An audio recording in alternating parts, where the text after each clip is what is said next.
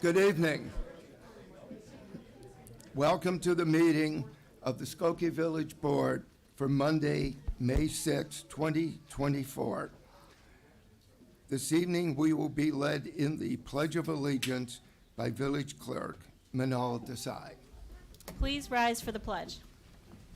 I pledge allegiance to the flag of the United States of America and to the republic for which it stands, one nation, under God, indivisible, with liberty and justice for all.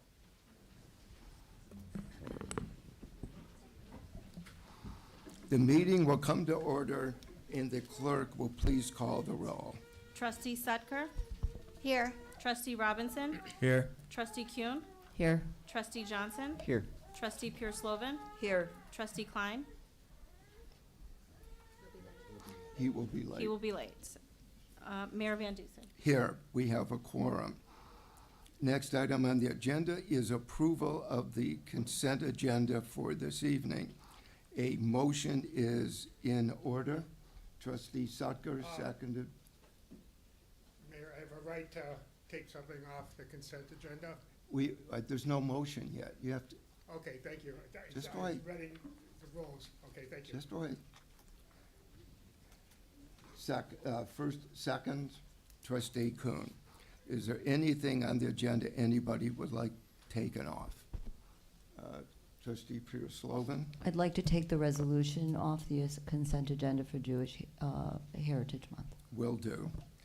Is that the proclamation? Yes. Okay, that was my request also. Okay. I'd like to remove item 4A about our budget hearing minutes, just to make a few brief comments before we approve them. Thank you. Is there anything else anybody would like taken off the consent agenda? If not, call the roll, please. Trustee Sutker? Aye. Trustee Robinson? Aye. Trustee Kuhn? Aye. Trustee Johnson? Aye. Trustee Pierce-Lovan? Aye. Trustee Klein will be late. Mayor Van Dusen. Aye, the motion passes. Next item is approval as submitted of the minutes of the regular meeting held on Monday, April the 15th, 2024, and the minutes of the budget hearings held on Thursday, April the 11th, and Thursday, April 25th, 2024. A motion is in order. Trustee Johnson, seconded by Trustee Kuhn. I just removed this from the consent agenda because I wanted to acknowledge that with this vote, we're actively correcting a really long-standing open meetings violation. For many years, we've been in violation of the Open Meetings Act by not approving minutes of our annual budget hearings, and I just wanted to really thank our new clerk and thank our village manager for getting these minutes on our agenda tonight. This is a really great step. Thank you. Are there any other comments? If not, please call the roll. Trustee Sutker? Aye. Trustee Robinson? Aye. Trustee Kuhn? Aye. Trustee Johnson? Aye. Trustee Pierce-Lovan? Aye. Trustee Klein will be late. Mayor Van Dusen. Aye, the motion passes. Next item is the proclamation this evening, and I would ask Trustee Pierce-Lovan. Thank you, Mayor. Whereas for nearly 370 years, Jews have profoundly contributed to America's history, society, and culture. And whereas in 2006, then President George W. Bush established May as Jewish American Heritage Month to honor the long history of Jewish Americans and many contributions of Jewish Americans to American culture, history, military, science, government, educations, and all areas of American life. And whereas the proud heritage of Jewish Americans is a reminder of our nation's constitutional commitment to religious freedom and the importance of a dedication to community and history. And whereas the United States is experiencing a serious rise in anti-Semitic activity, and Jewish Americans are the target of 60% of religiously based hate crimes and bias-based incidents. And whereas our society needs to reaffirm our rejection of anti-Semitic bigotry and our commitment to never compromise our steadfast support for the Jewish community. Now, therefore, our mayor, George Van Duzen, mayor of the village of Skokie, do hereby proclaim the month of May as Jewish American Heritage Month in the village of Skokie, and we express appreciation for the significant contribution made by Jewish Americans to the diverse community that comprises the village of Skokie, the state of Illinois, and the United States of America. Thank you. Thank you. Jerry? Okay, 3 minutes. I'm not Jewish, but because I'm not a coward, I stand with the Jews in support of Israel and against Jew haters. I use the word Jew haters rather than anti-Semitism because the word anti-Semitism is too polite. Jew hating is holding Israel to a higher standard than we even hold the United States. The United States defeated Nazi Germany to an unconditional surrender. It did not agree to a ceasefire to keep Nazis in power in Berlin. I attended a lecture by the ambassador to the United States from Israel, Michael Oren, and he talks about the attempt, and this was back in the around 2015, to delegitimize Israel. But then we have the mayor of Chicago and the Chicago City Council attempting to dictate war policy to Israel with a ceasefire. For the city council and the mayor to do that is pure Jew hate.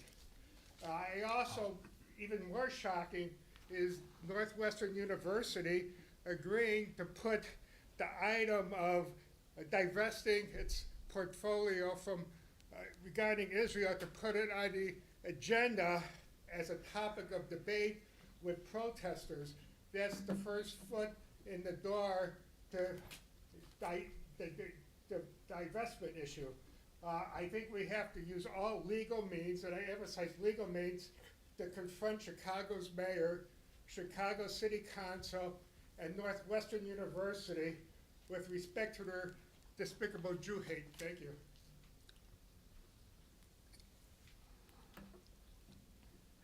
On a positive note, we have 2 swearing-ins this evening.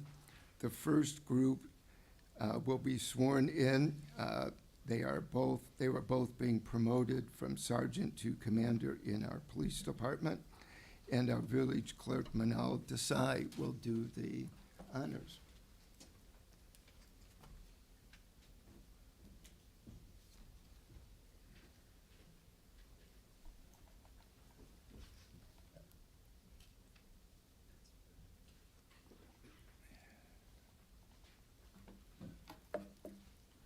Please raise your right hand and repeat after me. I, please state your name, Sean Gibson, having been appointed to the office of police commander in the village of Skokie having been appointed to the office of police commander in the village of Skokie in the county of Cook, aforesaid, do solemnly swear in the county of Cook, aforesaid, do solemnly swear that I will support the Constitution of the United States, that I will support the Constitution of the United States, the Constitution of the state of Illinois, the Constitution of the state of Illinois, and that I will faithfully discharge the duties of the office of police commander and that I will faithfully discharge the duties of the office of police commander according to the best of my ability. according to the best of my ability. Congratulations.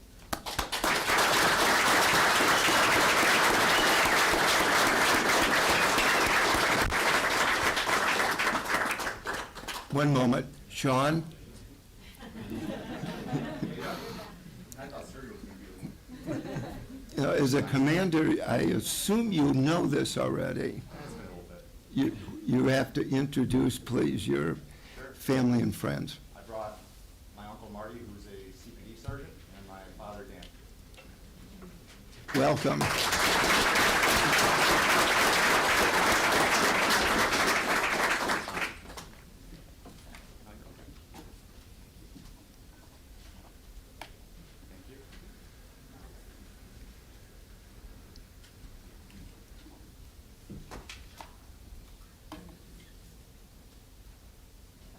Please raise your right hand and repeat after me.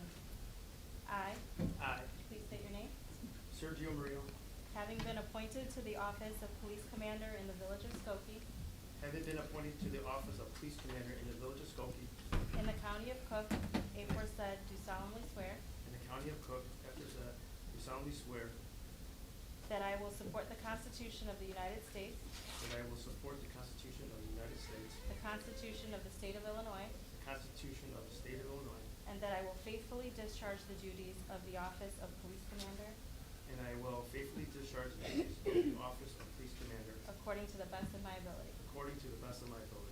Congratulations.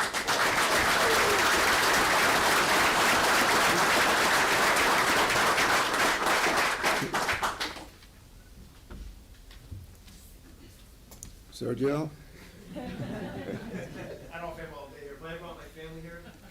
My parents, Pedro and Eleanor Marino, my sister Juliana and her husband, my brother-in-law Rick, my two buddies from high school, grade school, Ken and John, my twin brother Massimo, my older brother Angelo and his wife Joanne, and lastly, my wife, my lovely wife, Paula, and my two kids, Carly and Haley. Can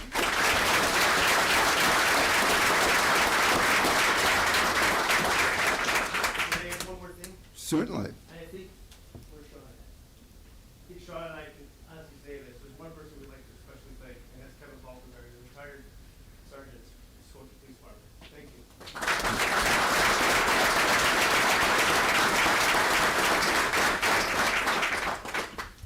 And the promotion from police officer to sergeant will be sworn in by Bruce Rotner, member of the village's Board of Fire and Police Commissioners.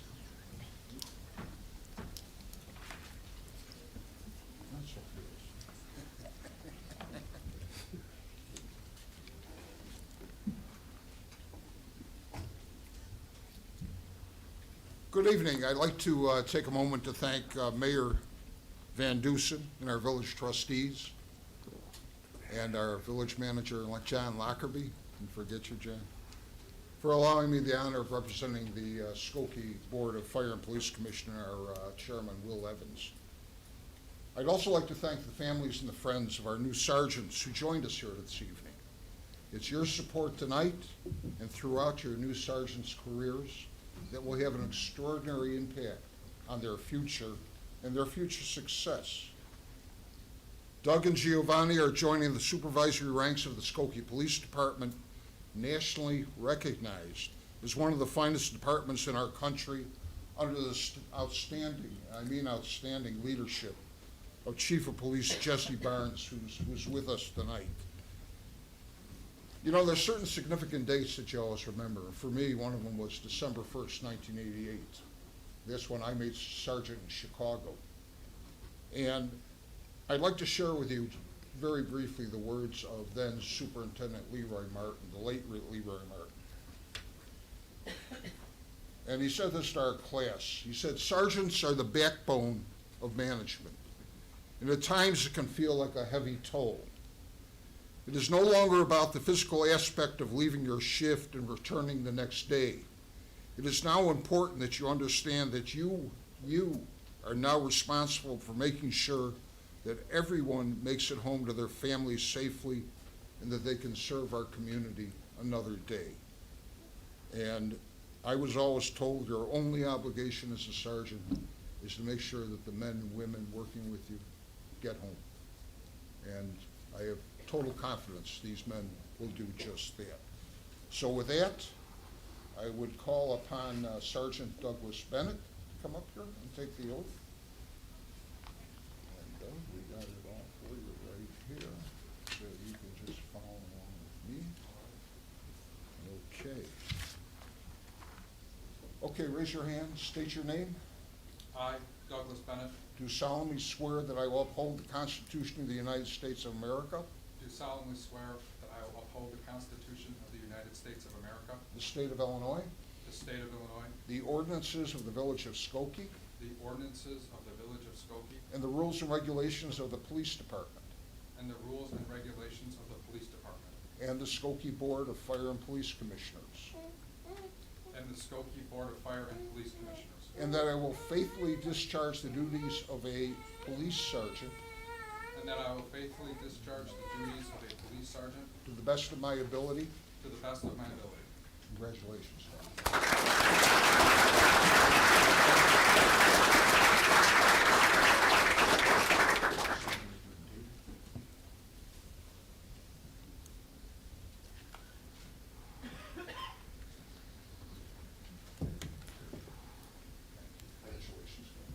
Douglas, would you introduce your family and friends? My dad Dave, my mom Laura, my brother Brad, sister-in-law Mary, and girlfriend Michelle.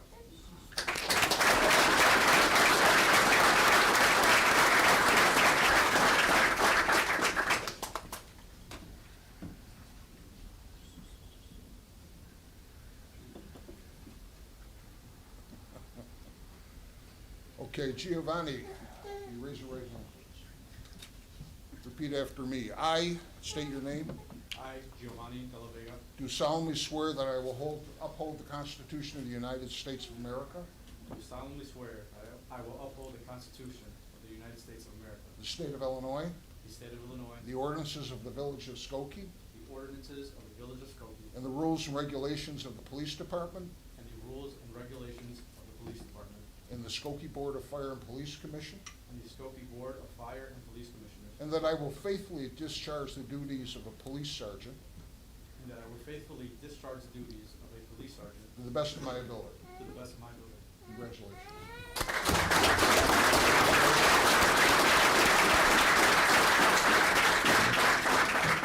That's my son.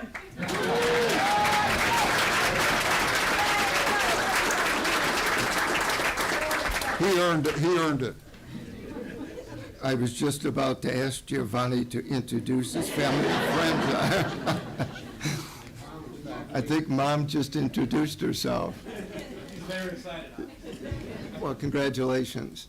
So my mother is here, obviously, my siblings Fernando and Junior, my sister Tanya, my niece Destiny, my lovely fiance, my mother-in-law, and my crybaby son. He's really not crying. What's going on? I just want to stand up. He's just excited. My son Giuliano.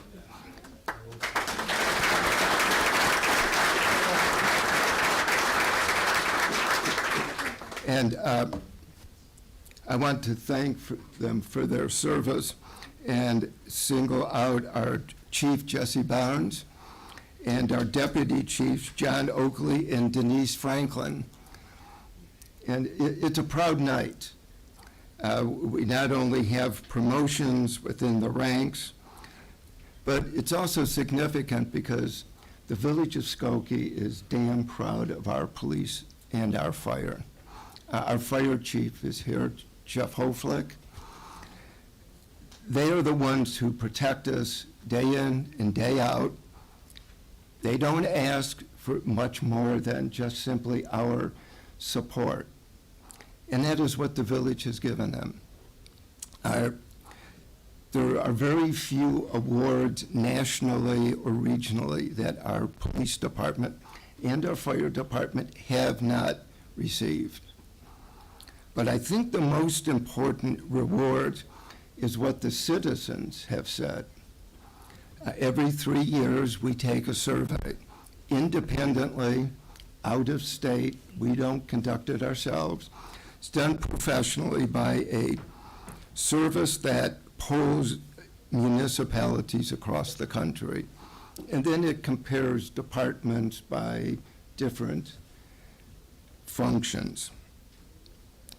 The residents of the village of Skokie always give our police and fire 90th percentile approval. There are very few municipalities in the country that can say that. And I think that's because our departments are consistent with the values of the residents of the village of Skokie. And so on behalf of the residents, I want to congratulate our new commanders, our new sergeants, but also from a grateful community, thank all of you for everything that you do day in and day out for us. Thank you very much.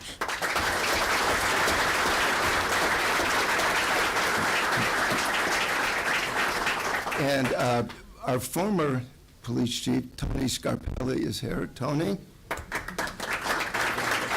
And is Brian, there he is, Brian Baker, former police chief as well. So let's take a short break. I know everybody is interested in the annual comprehensive financial report, which we will take up, but somehow I think everybody wants to congratulate our new sergeant and our new commander. So we'll take a short break and then we'll resume.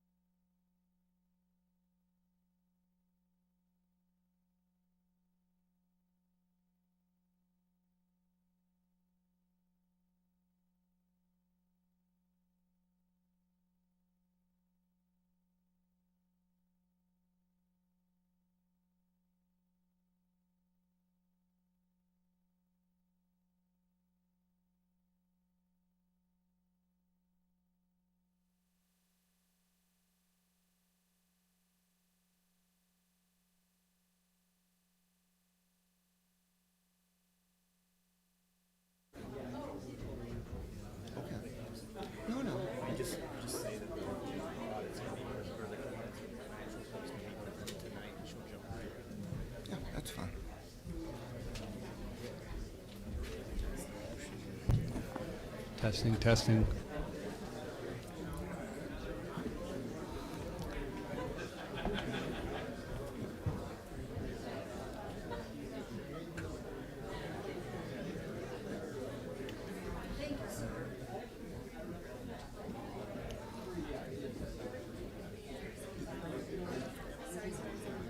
The board meeting will resume. Next item on the agenda is presentation of the annual comprehensive financial report by Justine Carr of Lauterbach and Amen, who is coming to us via Zoom. Jocelyn? Hi.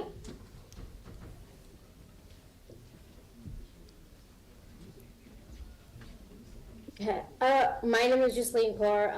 I'm one of the audit managers at Lauterbach and Amen, and I'm here this evening to walk you through the pieces of required communication that we published in relation to the audit of fiscal year ended 4/30/2023.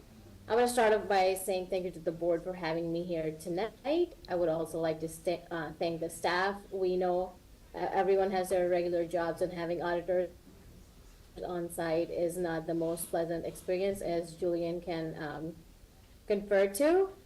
So we appreciate all the time and effort that went into getting to this stage of the audit, and we're happy to move on to the next one soon enough. The first piece of communication I would like to talk about is the SAS 114 letter. The primary purpose of this letter is to convey whether or not we had any disagreements or difficulties with the management that were encountered over the course of the audit procedures, and I'm happy to report that no such disagreements were encountered, and that is exactly what can be found in the body of the letter. The next piece I would like to talk about is the actual annual comprehensive financial report, or the ACFR. Page 9 shows the Certificate of Achievement Award, which it's issued by the Government Finance Officers Association, and represents the highest level of reporting excellence that the governmental entity can receive. We understand that additional time and burden is placed on the staff to meet the compliance requirement of the program. We're working with the staff and Julian again for this upcoming audit to apply as well. The next couple of pages is the Independent Auditor's Report. Management's responsibility is the preparation and fair presentation of the financial statements. Our responsibility as an audit firm is to generate an opinion on those financial statements, and I'm happy to report that we've issued an unmodified opinion, which is the cleanest form of opinion and the highest level of assurance that we can issue. The next couple of pages are the management's discussion and analysis.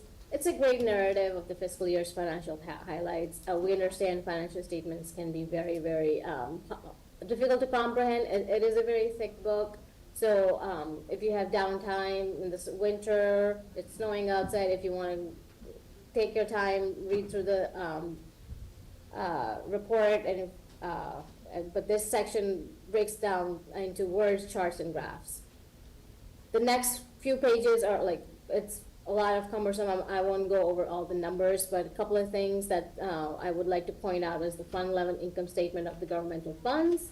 Most of the funds had an ending fund balance, which is positive fund balance, which is what we look for. Anything with a negative fund balance, we'll work on correcting in the future.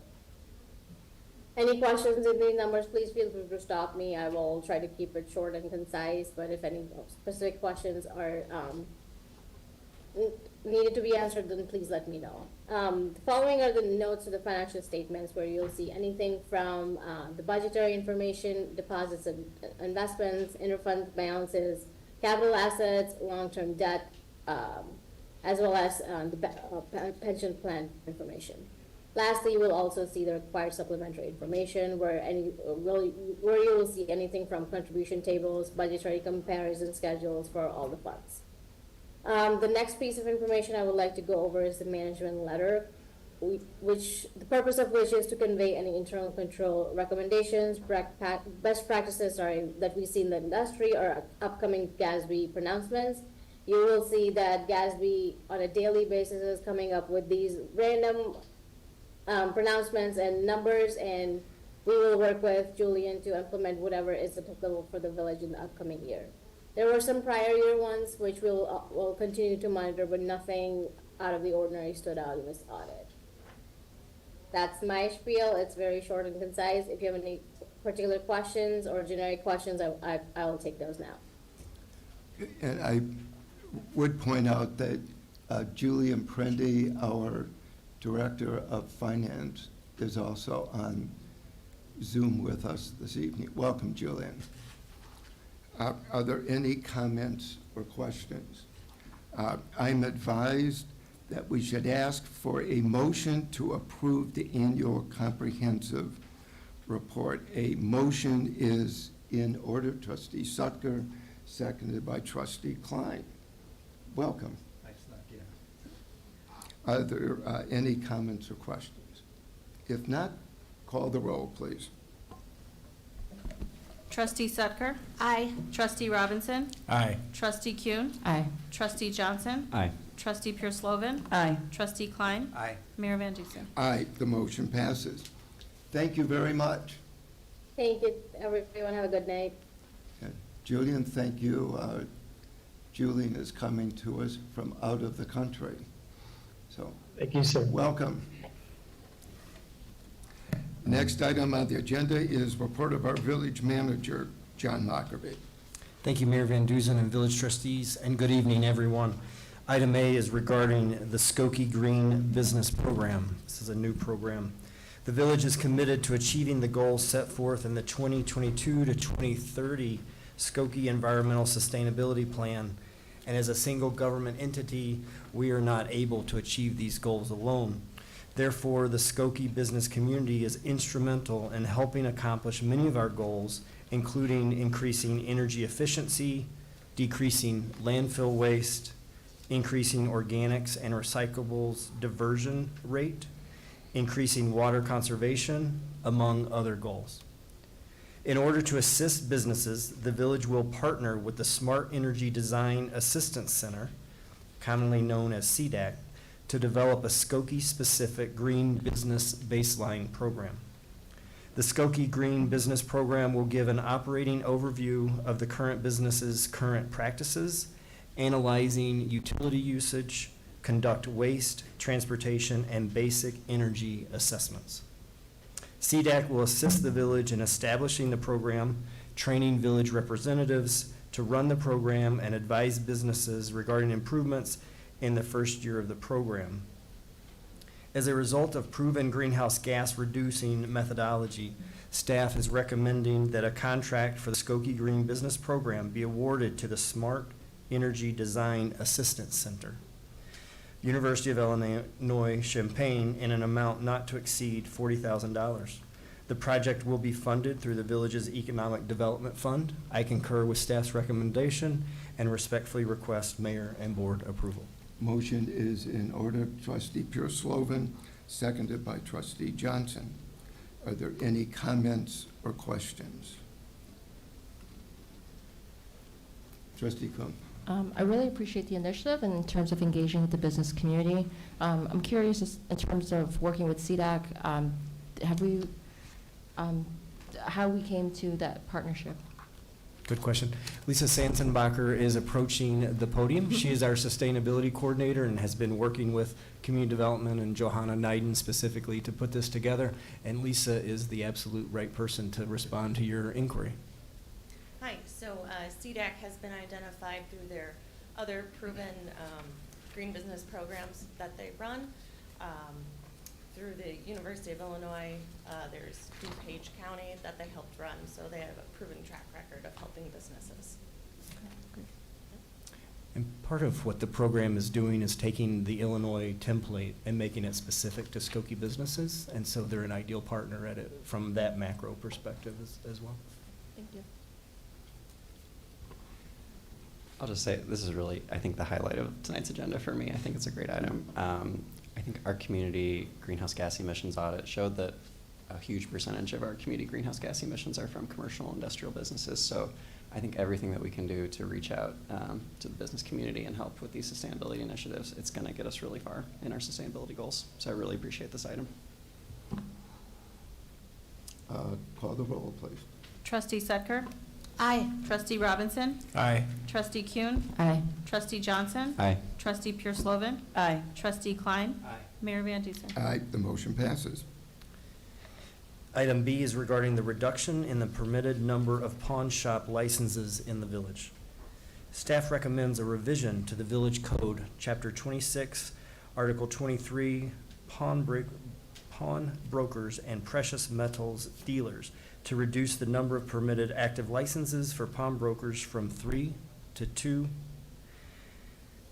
Presently, the village has 2 businesses with active pawnbroker licenses and 1 business for precious metals. It has been shown that stores operating under the pawn shop model do not promote commercial activity in business districts. Reducing the total number of allowed licenses regulates this particular land use and will ensure it does not proliferate and result in negative cumulative effects of this use. The 2 active businesses with pawnbroker licenses are on the same key corridor within 2 miles of each other.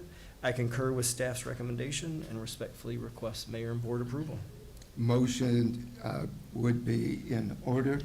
Trustee Klein, seconded by Trustee Johnson. Are there any comments or questions? Trustee Robinson. I just had a question. I know some things come to the attention of the village, and just wondering, was there something that happened that landed this on the agenda? Johanna Knighton is the Community Development Director, and she's approaching the podium, responsible for land use and has been monitoring these and really brought this issue to the forefront. And so I'm going to turn it over to Johanna. Good evening. We've had some interest in precious metal dealerships, as well as people who poked around to see if they can open a pawnbroker shop or do a hybrid of precious metals. And with the interest in this use and the desire voiced to be on Dempster, we thought it was important, while there was nobody in the pipeline and moving forward with this, we thought it was important to clarify that that we would prefer to have less uses. The village has already indicated through policy, by having 3 of these licenses as a limit and 1 precious metals dealer, that there's a limit to this use. And so the market has sized us at 2 right now, and so staff's recommending that we accept that as that and codify it.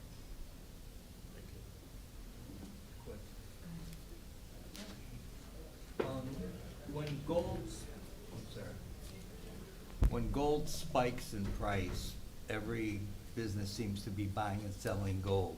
Is this still gonna be allowed? So we only have 1 precious metals dealer, and so if businesses are buying and selling gold, I think some of the pawn shops will buy gold jewelry, or like the We Buy Gold might be a little.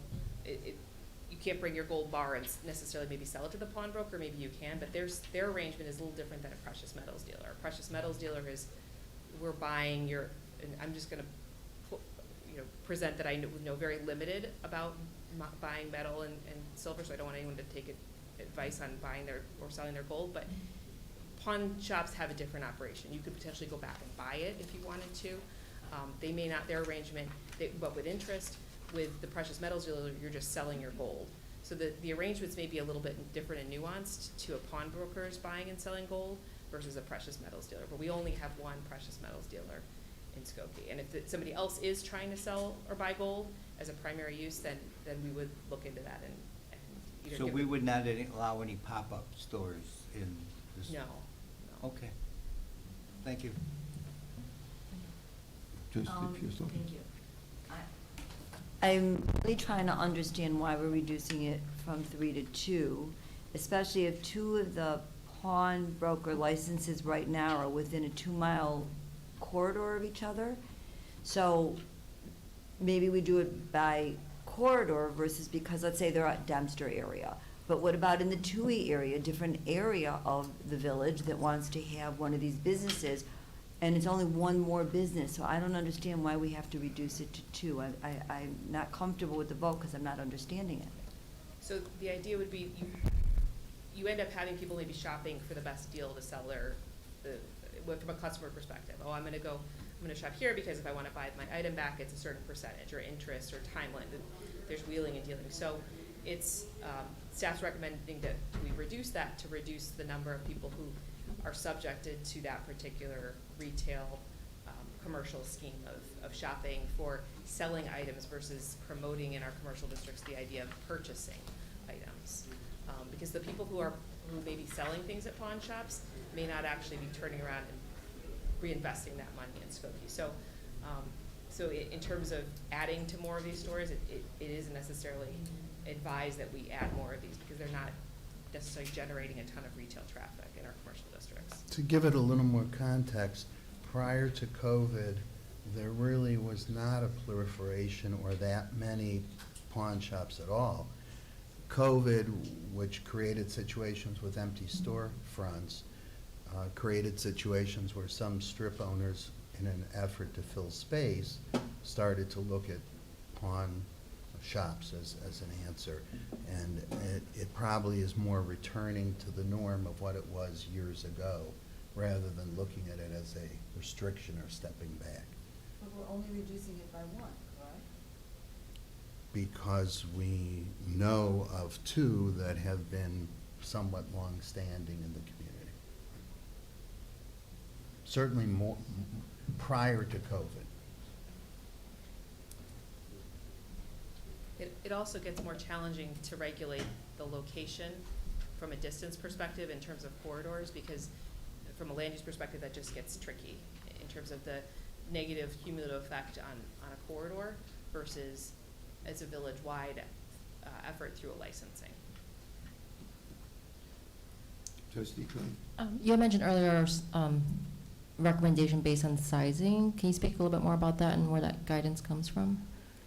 Well, often the recommendation is you have to just allow at least one if you don't want the use in your community, because you have to be able to allow, you can't zone everything out or make a decision for everything to be gone, but you can allow one or two or however many that the village deems appropriate if you want to regulate that use.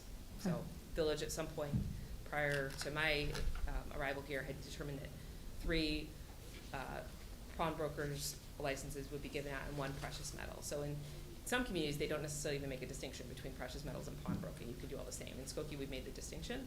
And so you effectively have 3 entities already that are doing this. And so we're recommending to go from 4 to 3.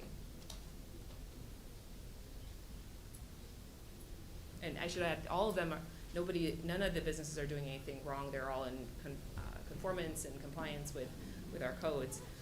But we have heard of, there has been interest from times for people that are operating other stores and other places. It gets more challenging when you have a few more of them. Are there any other comments or questions? Yes. Come, give us your name, please.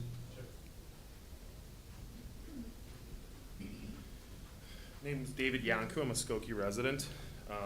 I don't know much about pawn shops at all. I didn't realize this was even on the agenda, but I know we're going to talk about affordable housing, and I'll link the two.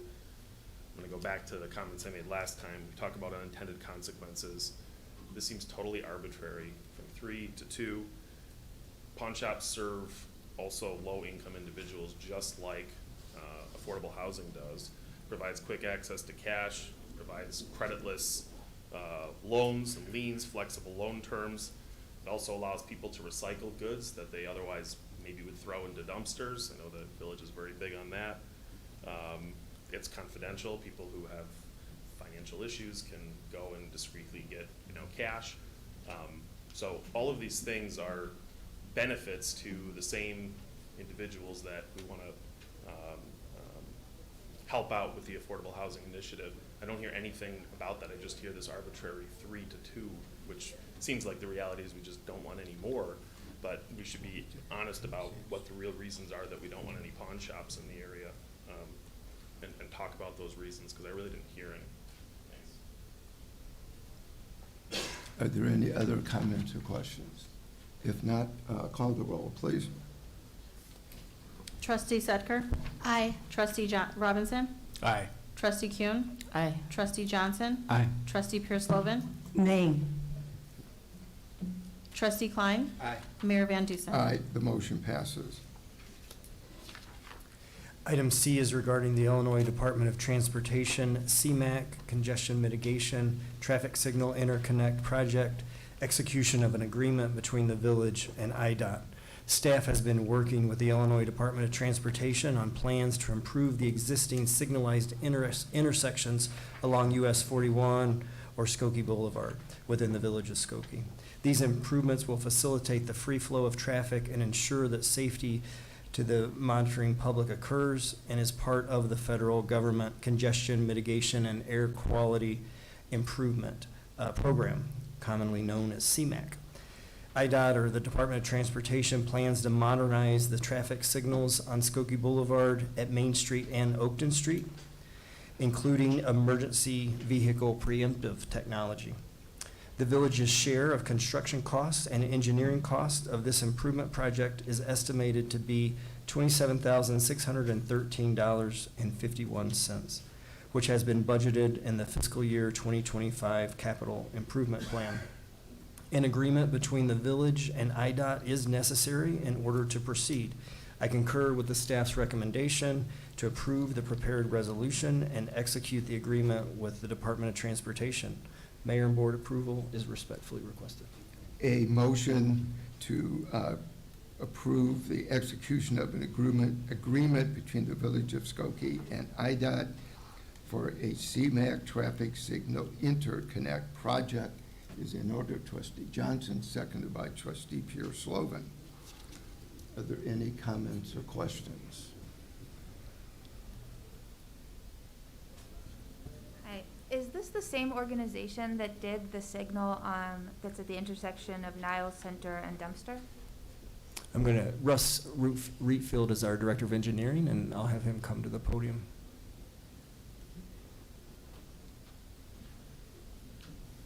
Good evening. So I believe you're referencing the recent work at Niles Center, Dempster, and Skokie Boulevard. So yeah, that was an IDOT project also.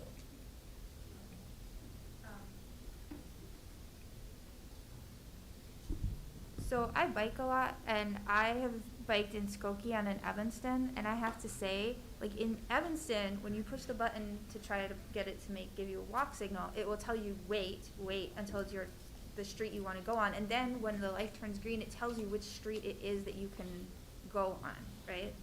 But that intersection that we were just talking about is super confusing. Like you push the button and it goes beep beep beep beep beep beep, and then like today I happened to get the light that was green, and on one side of the street, on one side, the south side of Dempster is beep, and then it beeped on the north side, and then it beeped on the south side, and beeped on the north. It's like much more confusing than the way they do it in Evanston, so I would urge you to at least ask them to put that same system in where it actually tells you the name of the street instead of just some unintelligible system of beeps.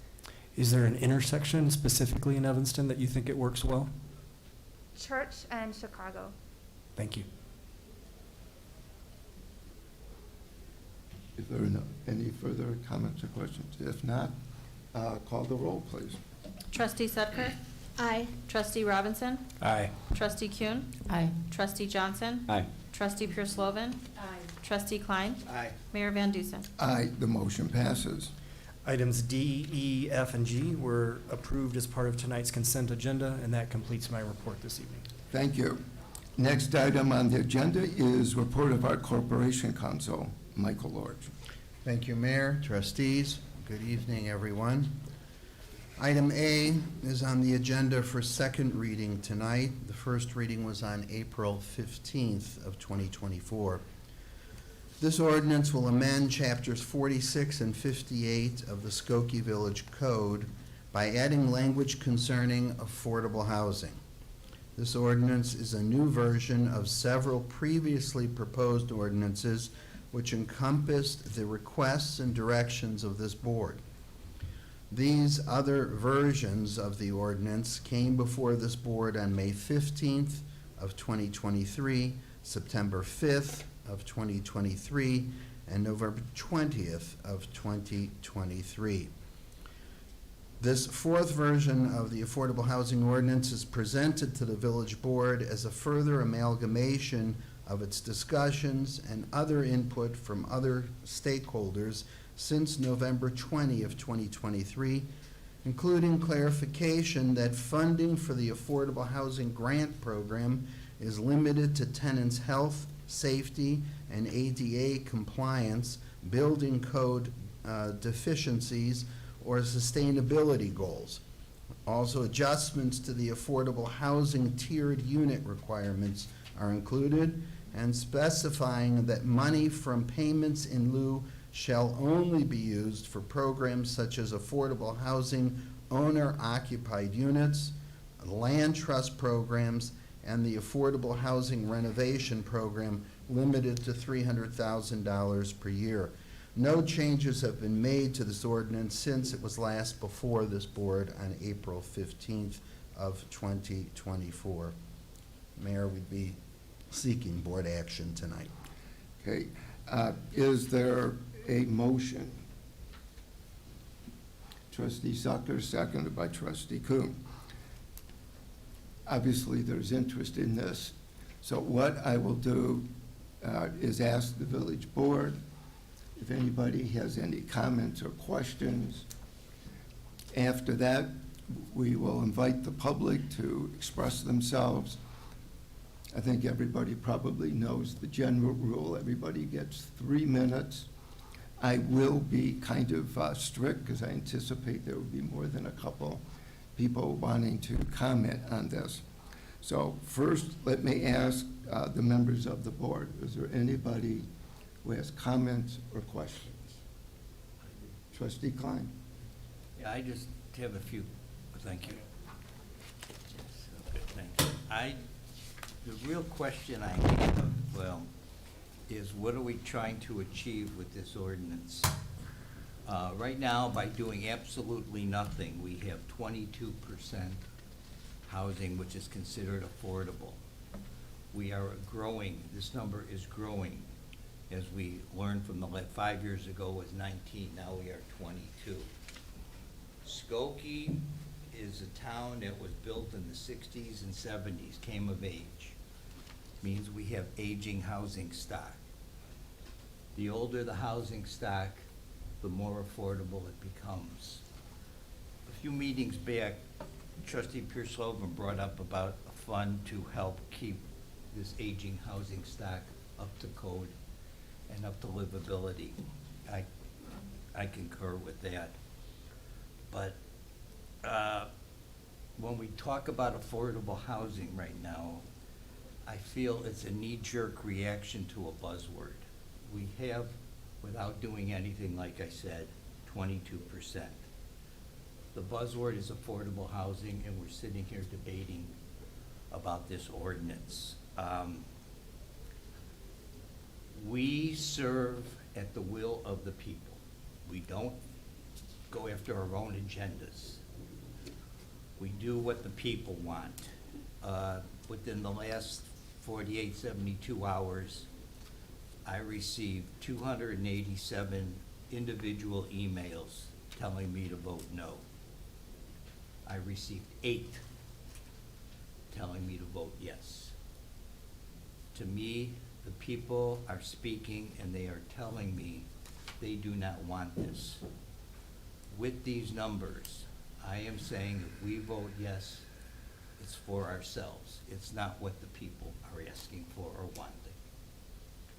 Thank you. I wasn't gonna, I have some other comments, but I do want to reply to that. You know, we're talking about what do the people need. Our staff has so clearly shown us that the majority of Skokie homeowners are low and moderate income. Our staff has shown so clearly to us that half of Skokie renters are housing cost burden. A fourth of Skokie renters are paying over 50% of their income towards housing. So I think this myth that affordable housing is somehow just naturally growing by itself without anything and that there's no need, I think this is really incorrect. So I do have a few proposed amendments to this ordinance, but if anyone else has comments, I'll let them go first.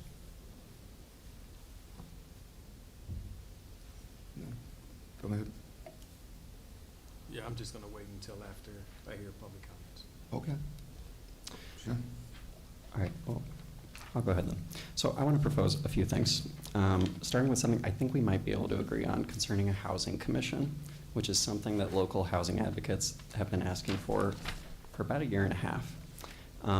I have been under the impression that we were moving in the direction of establishing a permanent housing commission that could help advise the village on fair and affordable housing issues indefinitely moving forward. But in the resolution that precedes this ordinance, it says that within 90 days, we're going to authorize something different.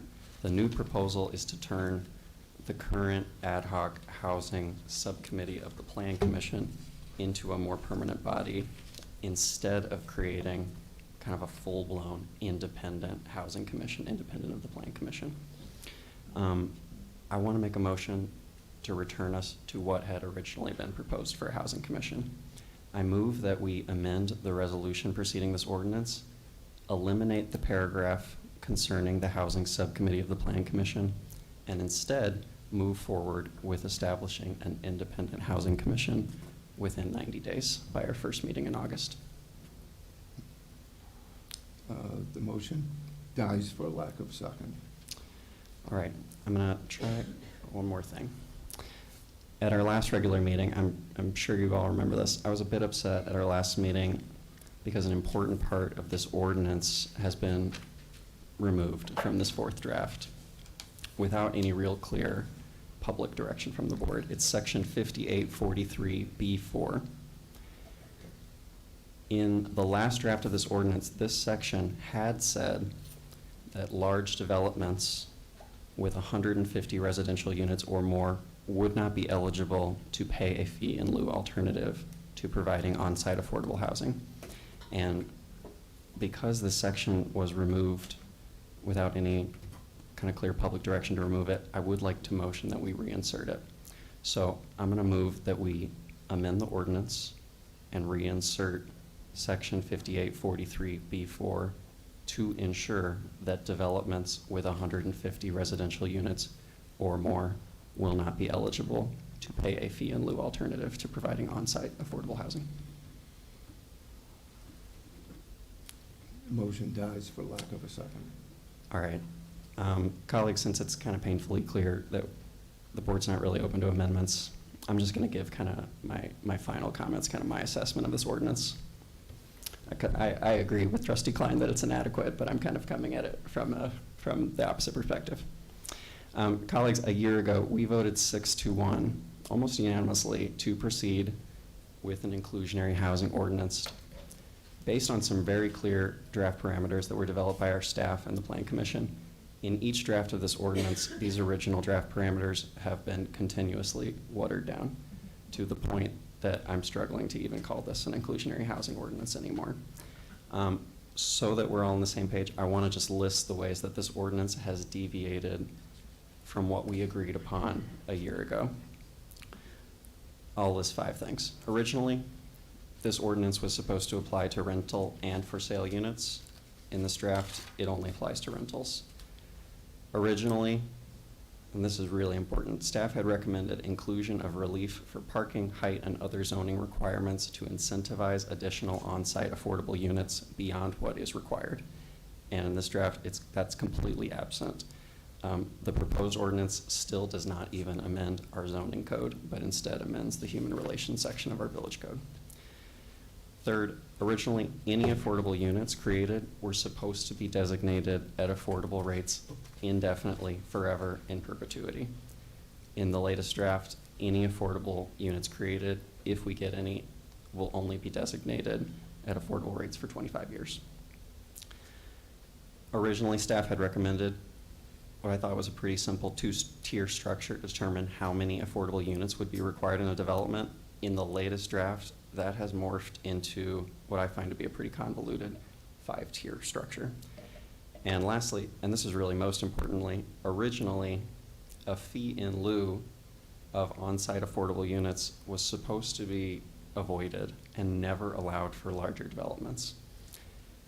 In this draft, a fee in lieu is allowed for all affordable units in all developments, and we have even decreased the fee by 1/3 for some developers. So, colleagues, my fear is that this ordinance has become something a bit disingenuous. It does not guarantee that any affordable housing units will directly be created in Skokie. And I have yet to hear anyone tell me how many affordable housing units will indirectly be created by this ordinance. Trustee Klein was asking about what the goal is. That's the goal. The goal is to create new affordable housing units. That's the goal. And I think we've lost sight of that. So if nothing's being amended tonight, this ordinance does not have my support, sadly. Mayor, if I might, for one moment, I cite you to section 5849, which does provide an incentive for parking, which was what our plan department felt was the main and most useful incentive to give without dealing with problems of density and height that they were concerned about. That comes from staff. Secondly, I point out to you that the fee in lieu is put in the hands of this board so that this board, on a case-by-case basis, can be certain of what is needed for the community. I'm not suggesting that's the right way, the wrong way, in between, but to say that fee in lieu is just open to anyone is not accurate. It depends on this board and its decision-making and its understanding. It is the best safeguard one could put. I disagree that it's the best safeguard. I thought that we were all on the same page, that this ordinance was all about providing very clear requirements for developers, not having this kind of case-by-case analysis. And I'm going to say something, I do not mean this to be offensive, but this is going to be a kind of a critical statement. For a few years now, on multiple occasions with developments, we have been criticized by residents due to conflicts of interest, due to the fact that 6 out of the 7 members of this board accept campaign donations from developers who do business with the village of Skokie. So if we're just going to do this on a case-by-case basis, we are opening ourselves up for conflicts of interest and for all kinds of awkward situations. So this does not provide clear safeguards, clear requirements. And I know it's a very direct statement, but yeah. Is there anybody from the public who wishes to address the board? Please bear in mind, I am going to be strict on the 3 minutes.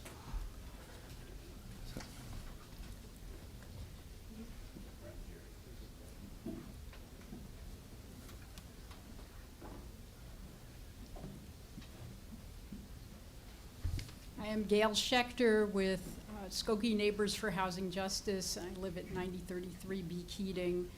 I'm going to be very brief because I've already said everything I have to say at all these meetings for the last 18 months. Trustee Johnson said what I would have said. I just want to say that when you're trying to do, the purpose of an inclusionary zoning or inclusionary housing ordinance is to carve out as affordable a portion of units in new development.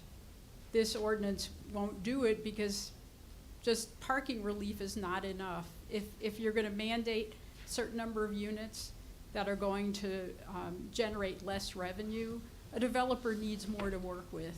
And this doesn't provide any of that. And instead, the developer is more likely to pay the fee, which is not clear, except for the part around fixing 2 to 4 flats. We don't know what where the rest of the money will go. And I just wanted to, mention Trustee Robinson. You made a wonderful statement at the December 19, 2022 meeting that got us started. And I wrote down your words because they were so good. You said, I didn't want to go into the new year without expressing my shared concern about affordable housing in Skokie. I cannot accept the fact that there is no current ordinance that governs affordable housing in Skokie. Well, I don't think this isn't the ordinance that I think you were looking at. It was right after Westfield was announced that they were going to do some housing. So I'm sorry. Thank you.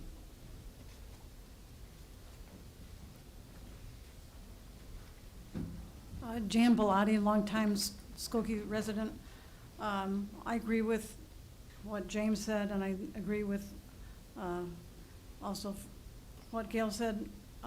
We really I, as a senior, see so many people that are being pushed out of Skokie. So to think we have enough inclusionary housing is really not right at all. I'm reading a letter from Emi Yamachi to the board. The so-called inclusionary housing ordinance, which you appear poised to approve tonight, is a major disappointment and a sham. Over the course of 18 months, you have deceived and misrepresented your intentions regarding the creation of additional new affordable housing in the village of Skokie.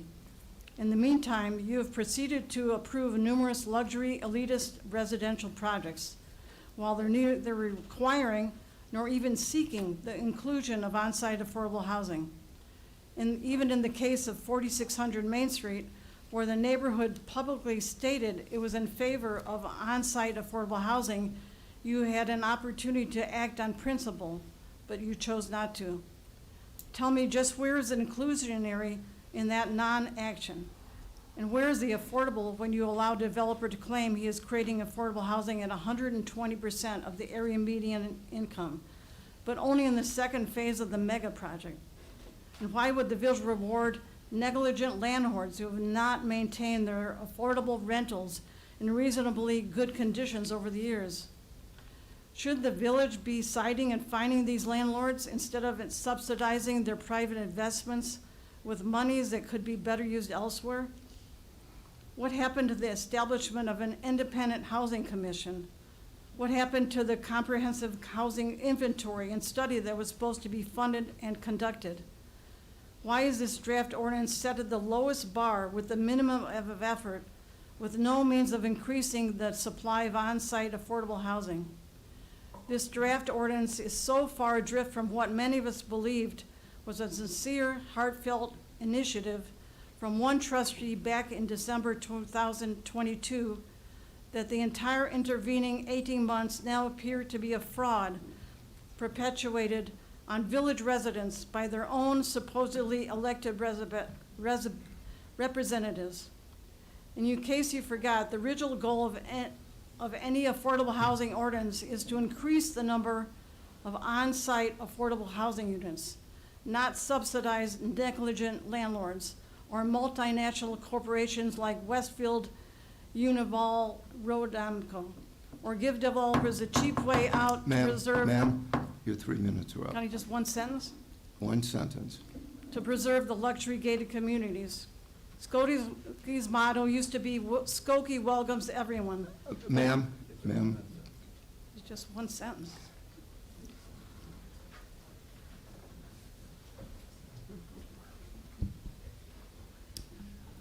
Good evening. My name is Sue Lolbach. I work at Joining Forces for Affordable Housing. That is a program of connections for the homeless. We serve many people from Skokie. In fact, we're serving more people every day from all of the north suburbs of Chicago because we are in a housing crisis. Joining Forces actually supports this proposed amendment and hope that it will pass tonight. We also support so many of the objections to this ordinance and wish that it could be stronger. However, I want to put one piece of information out there. Oh, that makes it so better to stand closer. If I push that keyboard in, too tall for this.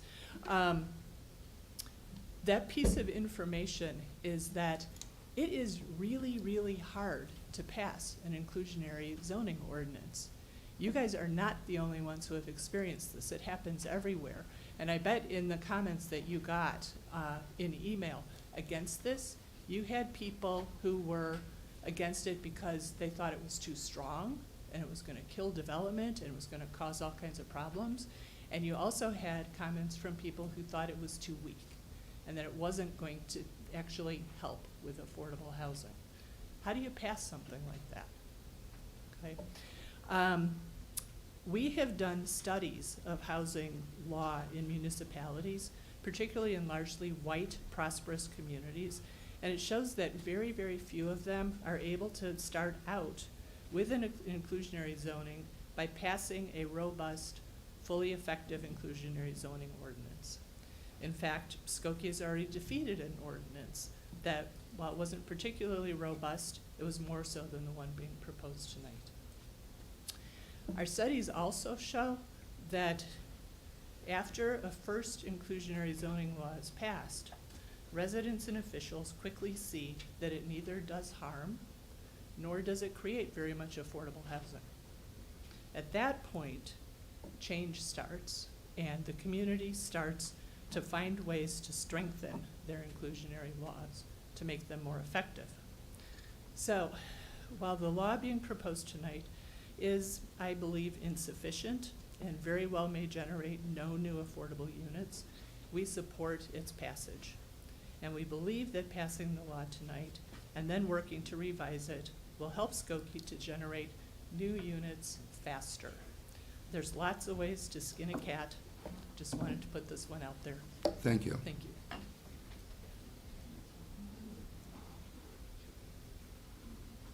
Hi, I'm Lauren Grodnicki. I'm going to repeat a lot of the things that I've said about this topic before and what some other people have said before.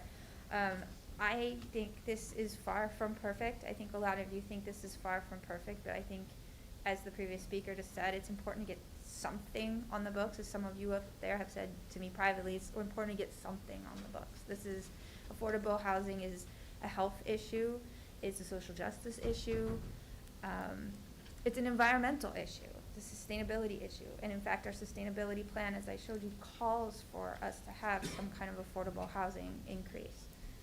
So I think that it's important that you pass this, and I know how much work has gone into this. I don't understand why it seems to have gotten weaker, no offense, but I know how much work has gone into this, and I really appreciate that, and I hope all of you will change, well, those of you who think no, will change your mind and vote yes.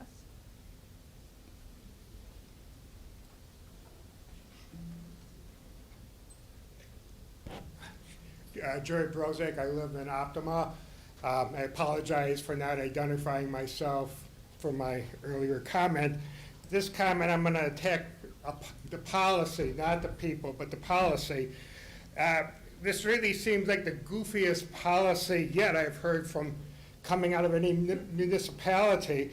The goal seems to be luxury apartments for all. At the last board meeting, the corporation council clarified that the luxury units and the affordable units would be identical. If they were not identical, the people getting charity would be upset that human rights would be violated. That's what the corporation council, I inferred from him. This luxury housing for all would not even be limited to Skokie residents. It would be all are entitled to luxury apartments.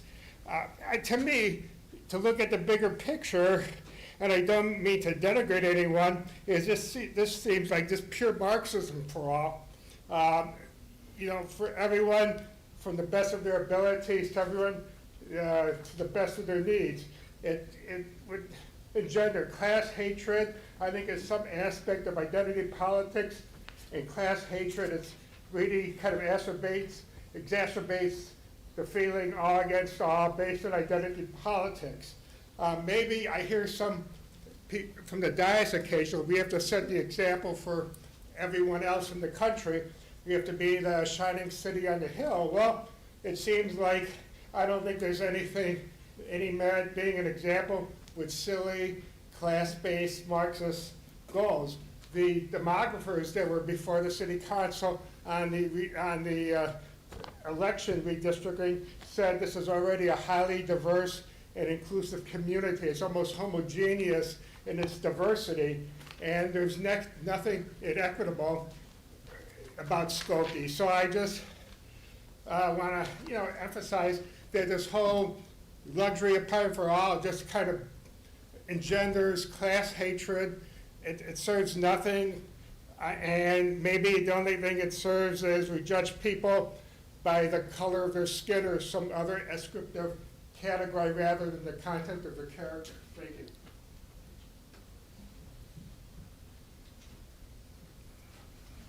David Yanku, Skokie resident. Trustee I'm sorry, Johnson. Excuse me, what was your, I'm sorry, I need to get your name again. David Yanku. That's it. Thank you. IANCU. 8500 Keeler. Thank you. Trustee Johnson, in response to Trustee Klein, who was pointing out some overwhelming public opposition that he received in his email inbox, stated, and I guess I want to get clarification, I think it was that half or a majority of Skokians are rent challenged. Is that accurate? From the information that we got in the really early stages of our housing review, we were told that 50% of Skokie renters, of Skokie households that rent, are housing cost burdened, so paying over 30% of their income for housing. And of that 50%, half of that, 25%, are folks paying over 50%. Okay, so two questions. One, if that is the basis, at least in your mind, Trustee Johnson, I'd say the biggest proponent here, of pushing this forward, how are we directly tying the initiative and this referendum to reducing or severely reducing or impacting that, number one. Number two, if in fact half or anywhere near half of your constituents are suffering, then why would you not put this to a referendum? If we're confident that the constituents, people you're here to serve, are struggling and need rent assistance and want rent assistance for themselves and their neighbors, why would you guys ram this down the village's throat? Let the voters decide that, if that's in fact the case, if it's such an overwhelming majority.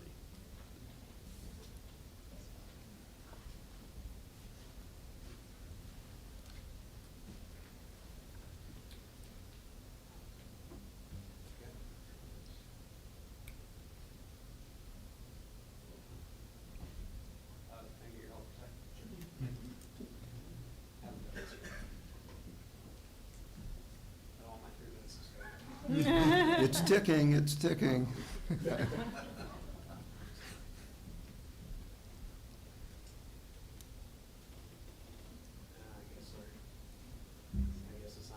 All right, well, I have a map of all the surrounding suburbs around Skokie.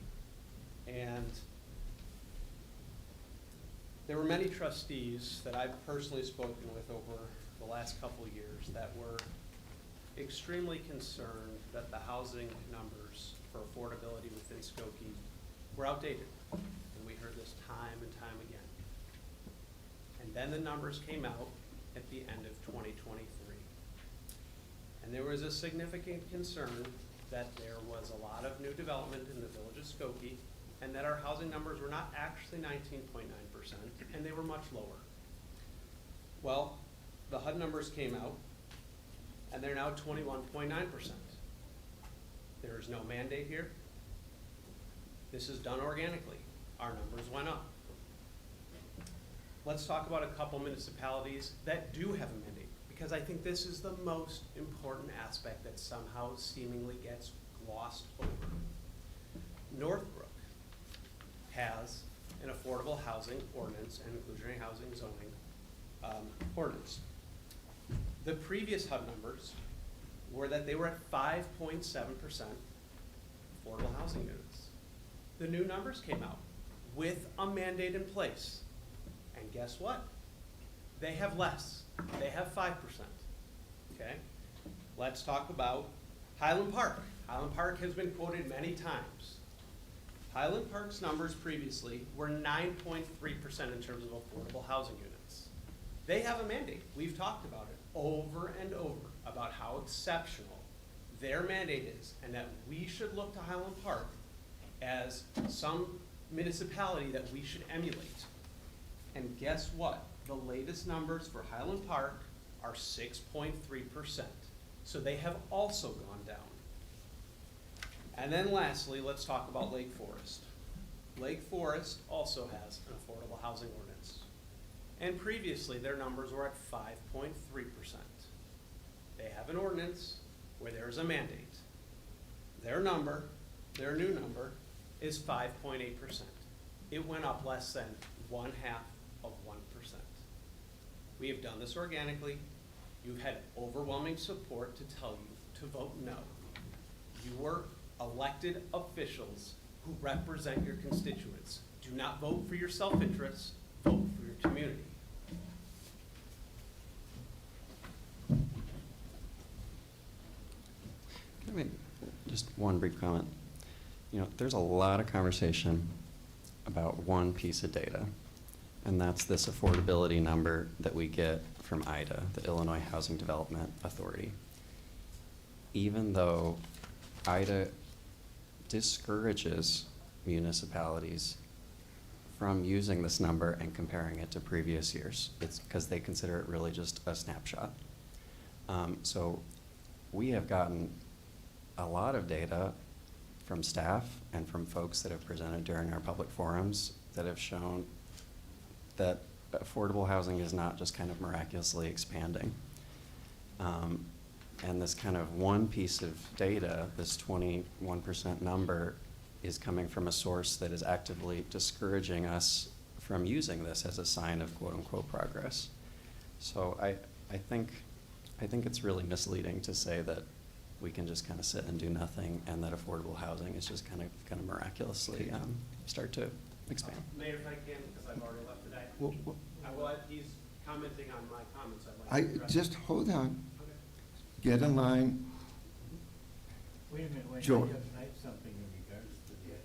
You're saying that the 22% is not a hard number? Is that what you're telling us? I'm asking straight. I wish, or maybe Sue, if. It's the official number. You just. Let me just, State of Illinois established a 10% minimum that a municipality is supposed to strive for and hopefully achieve of low and moderate income in their community. And there is a whole prescription of what you need to do. If you don't, the 10% is to be created by the Illinois Housing Development Authority. And 10% is the number. I know, I was in the room. As a matter of fact, I made a few, I won't say enemies, that's too strong, but I had a few friends from other municipalities who were extremely opposed to any state mandate on housing at all, let alone low and moderate. But I thought that it was reasonable. If every community in the state of Illinois, all 1,200 municipalities, achieved 10%, we would just about solve our problem. And yet, some of us, I think, have worked very hard over the years to do our level best. What it comes down to is, I need 4 votes. The last time we had an Affordable Act proposal, it was voted down 4-3. 1 vote. What you're seeing is the sausage being made, as they say in the political science classes. You need 1 vote to pass something. And whatever it takes, you got to get something is better than nothing. Or as a certain president, former president, is fond of saying, don't let the perfect become the enemy of the good. So, George? I'm doing this as a drama because I had a lump in my throat tonight watching the magnificent, extraordinary process that we witnessed as citizens under the leadership of the board in the transference of power of our extraordinary, wonderful police department. And I want to just take a moment of personal privilege as a citizen to thank you, each and every one of you, for the time that you dedicate on behalf of the community and the staff that you have selected for the police and firemen in our community. Thank you very much. Thank you. I'd like to speak. My name is George Haynes. I've been a resident of Skokie 55 years. I'd like to speak in opposition to the passage of tonight's ordinance. I'd like to first explain that I am not speaking with any self-interest as opposed to with any self-interest. I've been a communal citizen. I was elected to the school board. I had the privilege of being at the 219 school bus district for 6 years. And I'm very proud that when I first got out of law school, I spent my early years as being an activist attorney, and I'm very privileged that I've spent my early years on pro bono activists fighting for the rights of wounded Vietnam war veterans when they served as police officers and were not accorded the equal treatment under law, not yet passed under American Disabilities Act. We owe our citizens owe our police and fire extra courtesy. I'd like to speak about not passing this ordinance. I have never spoken to Trustee Klein, never spoken to him. But I woke up also and I said, what are we doing? What are we doing here? What's the description? We need affordable housing, say it some people. We need laws, say it some people. And I just Googled it. And Newsweek, you won't believe this, Newsweek, September 29, 2023, says, crisis, quotation mark, warning over housing market affordability. And then big headline, these 10 suburbs are the most affordable in the United States of America. Do you know what number 4 is? Skokie, Illinois. We're number 4 as the most affordable suburb in the United States of America. And I'm hearing stuff about we're not affordable. George, 3 minutes are up. Oh, no problem. Thank you very much. Would you mind giving that article to Trustee Kuhn? Yes. I'm sorry if I apologize that I utilized part of the passage for commending the board. But no good deed goes unpunished. That's all. But I will say 3 sentences. That's it, 3 sentences. George. Sentence number 1 is, the Affordable Housing Act, or low-income housing, or public housing project, whatever you want to call it, is going to be paid for by all the other 17,940. George, that's more than one. That's more than one sentence. Thank you. Thank you very much. You're welcome. Don't pass this legislation. It will hurt property values, and it will hurt this community. Thank you, George. Thank you. George.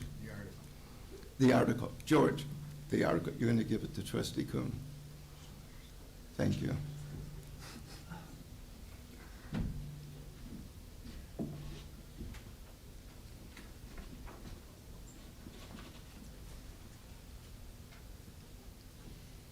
I have a quick follow-up question for Trustee Johnson. This is not a dialogue I between you understand, and but Trustee he Johnson. commented. Then you comment, not ask questions. Trustee Johnson has brought up a point that we should not use the HUD numbers in a vacuum. What would you like us to use? Because, this isn't a dialogue, because in the past, that's all we ever heard about, was the numbers from HUD. Now when it doesn't serve the purpose of this ordinance, we shouldn't mention the numbers anymore. We can't have both ways, okay? Thank you. Okay, thank you. I too have a comment again about the numbers, which is that the reason that those particular numbers were flagged as not being comparable is that they changed how they do the calculation. So you can't say, oh, our numbers went up when they're measuring it in a different way. That's the reason not to make that comparison. Yeah. Hello, my name is Kevin Foley, and I've been, coming here for the last few weeks. I'm a resident of Skokie for the last, at least 40 years. I am witnessing the destruction of my business with your green energy policies of Illinois. And now, you know, I'm hearing affordable housing, and that'll affect my property taxes, of course. They've already gone up. When I first moved here, I think my taxes were around $2,000. Now they're over $9,000. And I'm sure anybody here can attest to that fact. But witnessing what's going on in this state and what's happening in the village with policies that are making my business switch to electric power, it's destroying us. As a small businessman, I won't be in business. And I just wanted you people to realize what your policies are doing to the small guy, because it sure as heck is affecting us. And that's all I have to say. Thank you. Are there any other comments or questions? If not, Trustee. Yeah, I just have a quick comment. Obviously, this is not the perfect ordinance that's before us tonight. Matter of fact, you know, one would argue it's far from perfect. I would even agree with that. What excites me is the Housing Commission and what, you know, those, you know, that opportunity is going to do for the village and who's going to be involved. You know, I can't, as an educator, I can't help to think all the families that I've dealt with single-handedly who have unhoused problems for years in this community. And, you know, I get that and I feel that. And I know that's a voice that's not here tonight. And I just wanted to elevate that voice. So. Thank you. Okay. You know, some people think this ordinance is too robust. Some people think it isn't robust enough. You can see that we've been talking about this for 18 months. On our board, representing different people in the community, there's lots of different opinions. We have tried so hard to put together something that's a start and a compromise. So I just wanted to make that comment.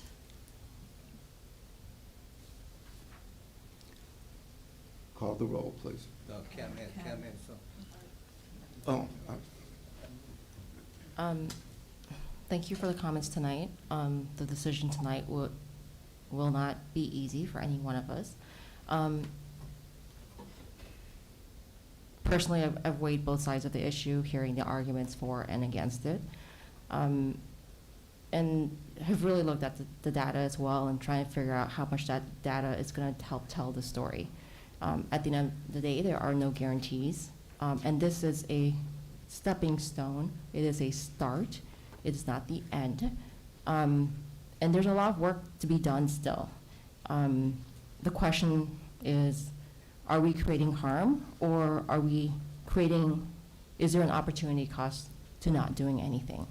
And there's still a lot of education that needs to happen. There's a lot of questions about what it means to have affordable housing. How does it impact the people in the community today? What does it mean? We still have work to do as far as establishing a land trust. How will that money that we're gathering from the fee in lieu be put in the land trust? What are the directives that are going to be put in there to establish a long-term plan to continue to build new housing that is affordable, and what are the terms for that? There's still a lot of discussion to happen still. This is only the beginning, and we're arguing about something just to figure out where can we find common ground to start, and then we will continue from there and figure out how this falls into a broader strategy for our community, and that is going to take time. It's going to take time for us to continue to track data that will inform us and help us decide which way the policy will lean towards. But this is a start.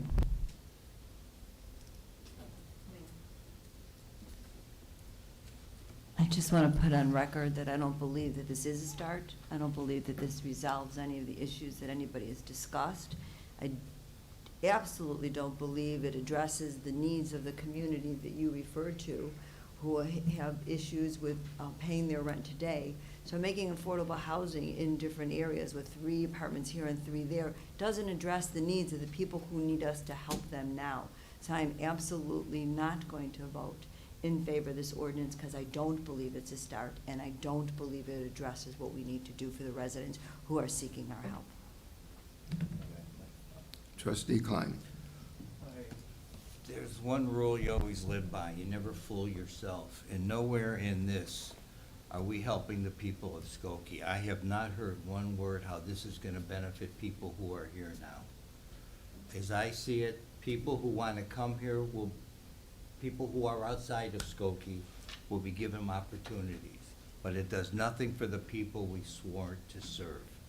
That's why I cannot support this in any shape or form. One of the reasons. So, thank you. Call the roll. Trustee Sudker? Aye. Trustee Robinson? Aye to the start. Trustee Kuhn? Aye. Trustee Johnson? Vote nay. Trustee Pure Nay. Trustee Klein? No. Mayor Van Dusen? Aye. 4-3. 1 vote switched. Yes. Could I address the board for for a question, please? No, they don't want to hear from experts. Can I ask one question, please? Part of what I was not allowed to say, but now the vote is over. Could I ask that the corporate counsel review the constitutionality and the enforcement of this ordinance under the question of tax increment financing district? In the tiered requirements, there's a specific exclusion for the zoning requirements of tax increment financing districts. And there's no mention of the tax increment financing districts members that are not going to be included in the non-districted areas. So for example, when you have a TIF, you have to get a signature from all of the institutions that base it on the new assessed value. And there are approximately 14 agencies that take the assessor's valuation of the property, and that is the basis of their taxing of this amount. Yeah. In the TIF, they must sign off. George, we've done Just TIFs. asking a We've done TIFs. Oh, I understand. So You're expert. what is the question? If you don't have in a non-TIF area the signatures of all 14 agencies under this taxing assessment as a result of Skokie's action, without the approval of the Metropolitan MWRD, without 219, without 73, 73 Okay. and a half, Yeah. 68, Forest Preserve, Township of Niles. If you don't have all their sign-offs, Okay. you've affected their revenues because of this. I'm merely asking a question. Okay, well, so let Michael look into it. Well, I'm merely asking a question. If this is constitutional, because it takes a TIF to require the signatures, as everyone is aware here, because you've all done TIFs, you have to get the signatures from all the underlying agencies approving anything reducing the assessed values. Because you excluded the TIFs and still did this, I question. Again, you're a citizen, I'm not talking. Let Michael answer, okay? We'll research it and make sure. I understand your question. We're not going to answer it here and now. We'll do some research to make sure. I have not heard of that as a problem or in any way an impediment to any of the other affordable housing ordinances around the state, and I've certainly covered my number of seminars on it. I've not heard that come up. doesn't mean it isn't a unique argument that should be looked at. You are certainly an expert. However, I do believe it's a constitutional infringement. We'll check. Thank you very much. Can you abate enforcing this until you get an opinion of council that it is constitutional? We assume it's constitutional, Judge. Thank you, I've done my job, I merely Thank raised you. the issue of the Okay. possibility. Thank you. If the village chooses to proceed without the assurance, I thank you very much. for Thank you, that. Judge. Thank you. The second item on my report for this evening is on tonight for first reading. This ordinance will approve and accept the dedication of a portion of 4400 Oakton Street in a B2 commercial district to the Village of Skokie for the use of a public right-of-way. The 7 feet by 105 feet rectangular piece of land includes part of Oakton Street. The dedication will be made to the Village of Skokie without financial compensation for the land pursuant to condition number 6 in the Village Ordinance number 23-10-Z4660. Mayor, this will return to the board on May 20th, 2024. Are there any comments or questions at the moment? If not, Finally, Mayor, my third item is a request for a closed session, executive session, in accordance with paragraph 2C11 of the Illinois Open Meetings Act pertaining to the review and discussion of pending litigation. I'd ask for action tonight. a motion is in order. Trustee Klein, seconded by Trustee Kuhn.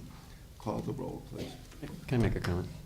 Just before we, so while we're discussing the topic of executive sessions, I wanted to again note, it's been over 15 months since the board has conducted our annual performance reviews for Corporation Counsel and Village Manager. I asked about this during our budget hearing recently, but I want to be more direct. Can we schedule these performance reviews for an executive session sometime in the next month or two to get back on track? Let me look into that. Call the roll. Trustee Sudker? Aye. Trustee Robinson? Aye. Trustee Kuhn? Aye. Trustee Johnson? Aye. Trustee Pierce-Lovan? Aye. Trustee Klein? Aye. Mayor Van Dusen? Aye. Motion passes. That concludes my report for this evening, Mayor. Thank you. And before we get to public comment, I have a couple things under unfinished business and new business, if that's possible. Quickly. All right, so this is for unfinished business. Last August, we had an agenda item request about the need to clarify our agenda item process due to some really clear breakdowns in the process. But last August, the board decided to not revise or to clarify the process. As I think you're all aware, there have continued to be breakdowns in our agenda process. And just this past week, one of my agenda item requests was blocked from appearing on tonight's agenda, even though I fully complied with the process outlined in our village code for trustees. So under unfinished business, I want to just ask the board, is there any interest from other trustees in revisiting our agenda process discussion at a meeting in the near future to prevent these kind of Well, breakdowns? but you weren't locked. That's a loaded term. The village board itself made a decision on when it was going to take up the subject that you wanted to discuss, which will be the next village board meeting. Sorry, I'm talking about the other agenda item related to amending our minutes. No, I don't. John?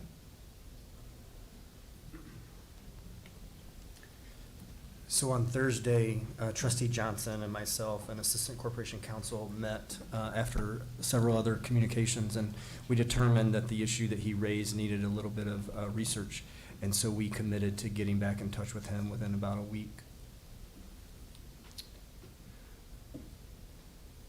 Since it's kind of still up in the air whether this is going to be on the agenda, so I'm going to move to the new business section. So during new business, I'm going to publicly make an agenda item request for our next meeting on May 20th. I'm asking the board on May 20th to consider amending our September 5th, 2023 minutes now that it has been clarified that a vote was miscalled and then recorded incorrectly in the meeting minutes. It was not. At our September 5th meeting, a resolution was deemed to have passed, even though it failed to receive 4 affirmative aye votes, which is the threshold for approval required by our village code. I've written a short agenda memo for our next meeting on May 20th, and during that meeting, I'm going to be making a motion to amend something previously adopted to give the board an opportunity to correct the minutes of our September 5th meeting and hopefully finally resolve this issue and move on. And I'm looking forward to this discussion on May 20th. Thank you. Next item is public comment. Is there anybody who wishes to address the village board?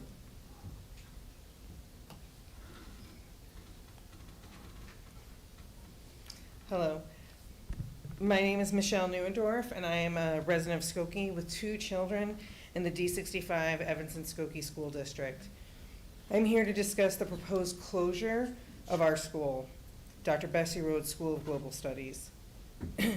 Bessie Rhodes is a K-8, all two-way immersion TWE magnet school located in the Timber Ridge area of Skokie.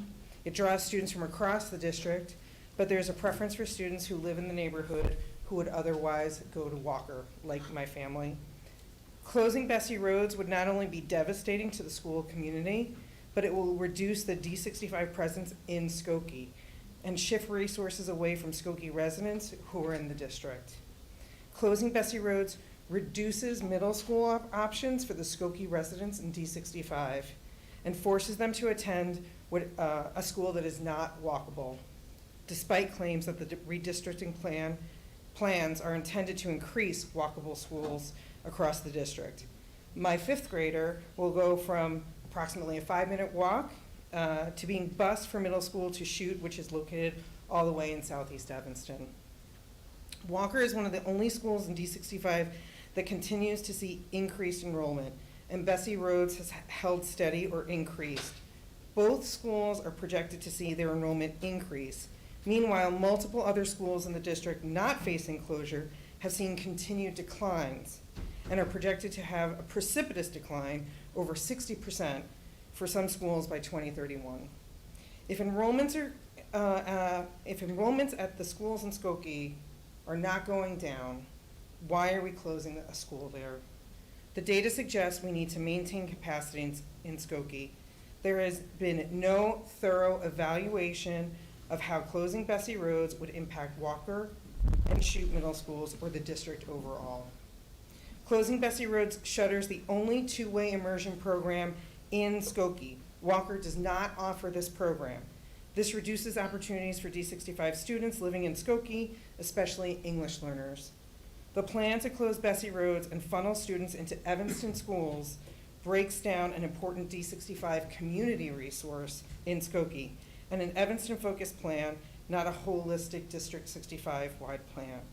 Please, on behalf of Skokie residents in District 65, contact the school board and ask for an evaluation of how Skokie kids will be impacted by their plans. Please make our Skokie voices heard in this Evanston-centric plan. Please advocate for your D65 constituents. Thank you very much. I wrote to the president of the district, as a matter of fact. Yes, I did. You did? Yes. Thank you. My assistant, in fact, was trying to set up a meeting for us so we could discuss everything. That's greatly So, appreciated. But no, the points you make, I think are on target. And I am truly concerned about the closure or the proposed closure. And I had thought I was going to attend the meeting, but it happened to be the first night of Passover. Correct. So there's 3 public hearings. So- The first one was the Yeah. first night of Passover, which quite frankly I think is not okay, and the second one was actually earlier tonight, and then there's a third hearing 2 weeks from tonight. Thank you very much. You're welcome. Thank you. Hi, my name is Lauren Grudnicki. Mayor, we had an agreement that my 3 minutes wouldn't start until I'm done with this story. So this afternoon, when I was making dinner, I was listening to WBEZ, and they were talking about the new Chicago ordinance for bird strike mitigation. and a representative, I guess, of Annette Prince, whose name should sound familiar to all of you in the Carvana discussion. She's the director of Chicago Bird Collision Monitors, says that the Chicago ordinance doesn't go far enough because it gives bird strike mitigation as a menu option to get sustainability points for developers. But then the interviewer asked, she said, well, Chicago isn't the only city on a bird migration route, you know, what do other people do? And the answer was that leaders of bird strike mitigation are New York City, San Francisco, Skokie, and Evanston. So I feel like, great, but now I hope 3 minutes, Lauren. I lost all of my menus and everything.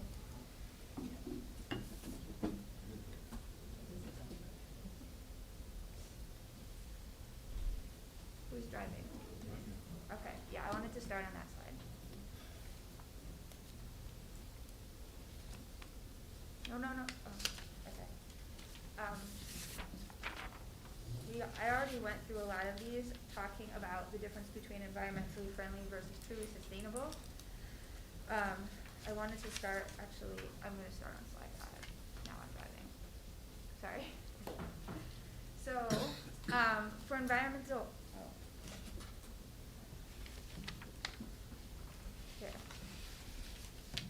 There, so any new apartment building will generate greenhouse gases just through its operation, from heating and cooling, electricity use, cooking, food waste, all that stuff. Unless, it's built to passive house standards.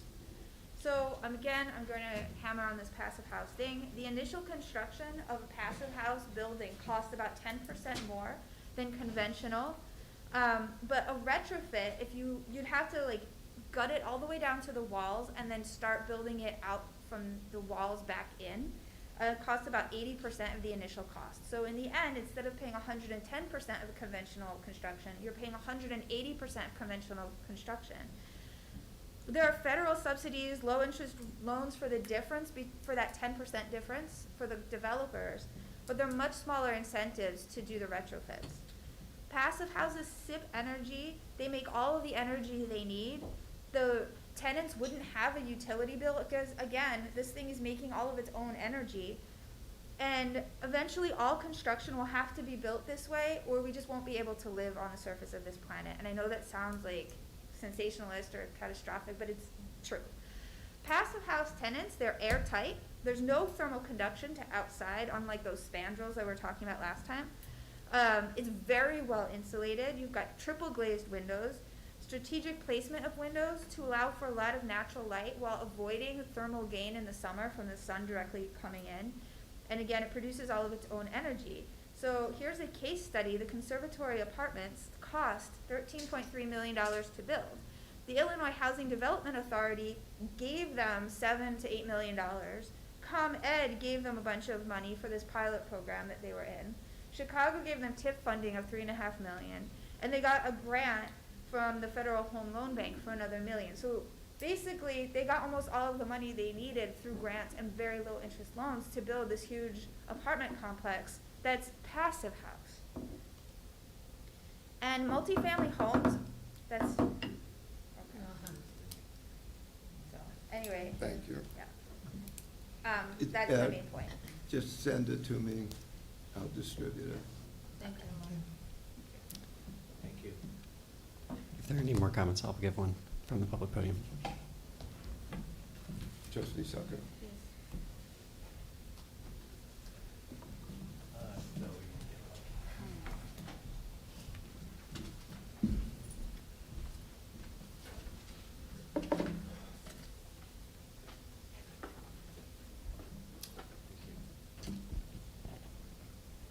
All right, good evening, Mayor and Trustees. So for the 11th meeting in a row, I'm speaking about the urgent need to reform the Village of Skokie's legal department. And tonight I want to take a brief detour, and instead of talking about how the board has misappropriated our in-house village attorneys, I want to talk about how the board also has a habit of misusing some outside attorneys. And I'd like to give a few recent examples, all involving the law firm Klein, Thorpe & Jenkins, KTJ. For example, in February 2023, as you remember, the Illinois Attorney General's office determined that the Village Ethics Commission had majorly violated the Illinois Open Meetings Act by holding secret meetings to review ethics complaints concerning misconduct in our legal department. The village responded by hiring an outside law firm, KTJ, to essentially run the commission. And to this day, under KTJ's direction, the Ethics Commission has never made an ethics recommendation of any kind to the village board. In June 2023, the Illinois Attorney General's office determined that the village board had violated the Open Meetings Act during a private closed session. And this was another unlawful village meeting that featured discussion of the misconduct in our legal department.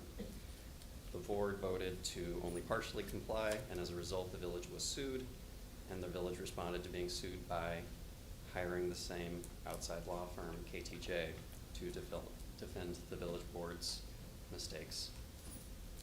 Let's skip a slide. At our next meeting on May 20th, the board is going to consider hiring KTJ again. This time, I fear, to interfere in a voter-initiated political campaign for ranked choice voting. And given that the Skokie Village Board has a long history of interfering in voter initiatives for electoral reform, and given that none of you have yet to publicly express any support for ranked choice voting, my fear is that the board is going to hire KTJ to essentially do political opposition research against a voter initiative and potentially spread misinformation. There was some misinformation in our last regular board meetings agenda. So before you vote to re-engage KTJ on May 20th, I hope you consider this action within the context of how the board, in my opinion, has misused KTJ and other outside attorneys in the past. Thank you.